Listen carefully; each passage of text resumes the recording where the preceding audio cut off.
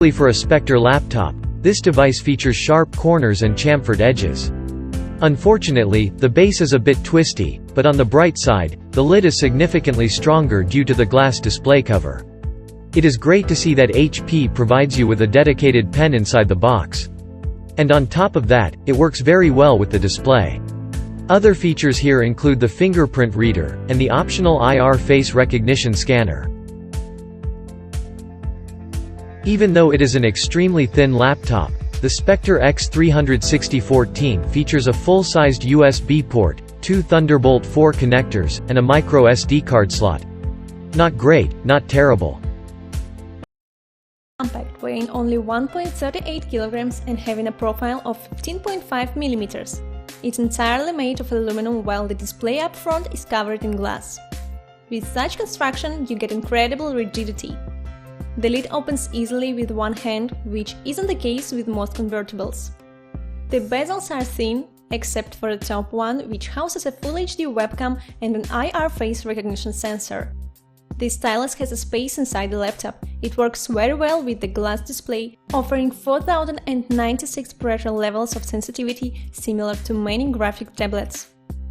The base houses the keyboard, which has a backlight and spill resistance. It also works as a vent for cooling. Typing is great, thanks to the long key travel and clicky feedback. There is a track point with physical buttons above the touchpad. Speaking of it, the pad sports a glass cover, which improves the gliding, while the tracking and responsiveness are adequate.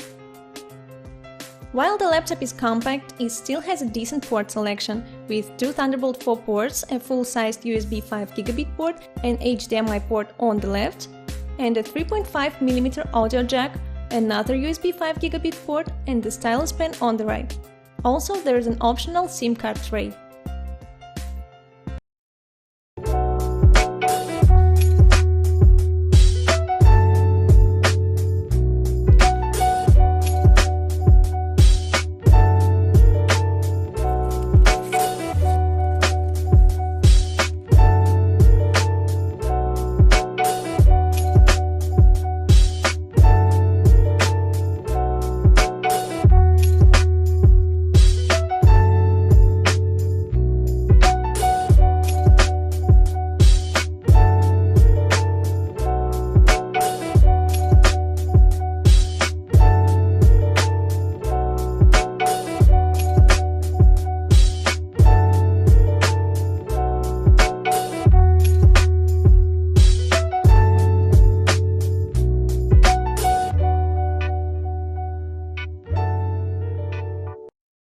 Here that we want to show you, both of them are going to be coming out in November. They start at $1499 for the 13-inch model and $2499 for the brand new 15-inch model.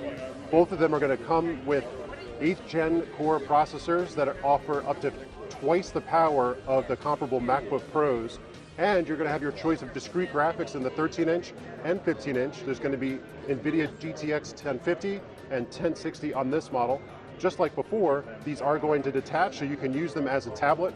This starts at 3.2 pounds and goes up to 3.6 with the discrete graphics. As you can see here, there's a USB-C as well as the Surface Dock connector. And on the left-hand side, there is an SD card slot, which you don't have on the MacBook Pro, as well as 2 full-size USB ports.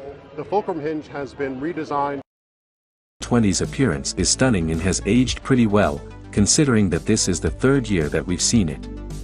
The lid and bottom panel are made from aluminum, having a matte finish on the top and bottom, while the sides are glossy.